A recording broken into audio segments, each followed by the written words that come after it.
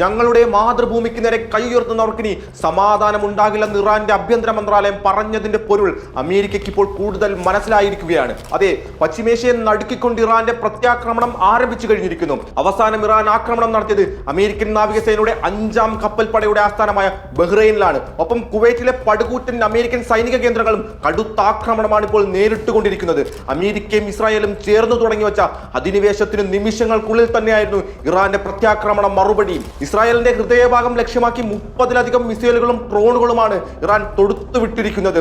അടുത്തത് അമേരിക്കൻ സൈനിക ബേസ് നിലനിൽക്കുന്ന ഖത്തറാണെന്ന റിപ്പോർട്ടുകളാണ് ഇപ്പോൾ പുറത്തു വന്നുകൊണ്ടിരിക്കുന്നത്. ഇറാന്റെ ആദ്യ ചൂടറിഞ്ഞ ഇസ്രായേലിലെ ഓരോ നഗരത്തിലും ഇപ്പോൾ അപായ മുന്നറിയിപ്പുകൾ മുഴങ്ങുകയാണ്. വ്യോമപാതകൾ അടച്ച് ഇസ്രായേൽ വിറങ്ങലിച്ചു നിൽക്കുമ്പോൾ ഇറാൻ പറയുന്നത് ഒന്നു മാത്രമാണ്: ഞങ്ങൾ തുടങ്ങിയിട്ടേയുള്ളൂ, ഇത് എന്ന് അവസാനിക്കുമെന്ന് ഞങ്ങൾക്ക് പറയാനാകില്ലെന്നാണ്.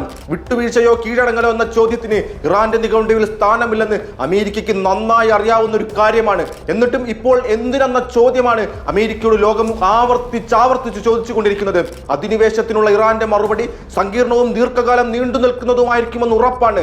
അമേരിക്കയും ഇസ്രായേലും സ്വയം വരുത്തിവെച്ച വിലയ്ക്ക് അവർ അനുഭവിച്ചേ മതിയാകൂ. വരും ദിവസങ്ങളിൽ പശ്ചിമേഷ്യ സാക്ഷ്യം വഹിക്കുക മുൻകൂട്ടി കണ്ടിട്ടില്ലാത്ത സൈനിക നീക്കങ്ങൾക്കാകുമെന്ന് ഏതാണ്ട് ഉറപ്പായി കഴിഞ്ഞിരിക്കുന്നു.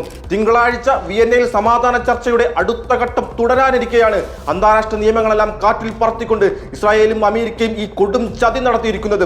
അമേരിക്കൻ പ്രസിഡന്റ് ഡൊണാൾഡ് ട്രംപിന്റെ യുദ്ധഭീഷണികൾക്ക് പിന്നാലെയായിരുന്നു ഇറാനുമേലുള്ള ഈ അപ്രതീക്ഷിത ആക്രമണം. ഭീഷണികൾക്കും ഉപരോധങ്ങൾക്കും മുന്നിൽ ഇറാൻ മുട്ടുമടക്കില്ലെന്ന് ഒരിക്കൽ കൂടി യാങ്കികൾക്ക് മനസ്സിലാവുകയാണ്. ഈ പോരാട്ടം വെറുമൊരു യുദ്ധമല്ല കേട്ടോ, മറിച്ച് ഒരു രാജ്യം അതിന്റെ ആത്മാഭിമാനത്തിനും സ്വയം പ്രതിരോധത്തിനുമുള്ള അവകാശത്തിനു വേണ്ടി നടത്തുന്ന ചെറുത്തുനിൽപ്പ് കൂടിയാണ്.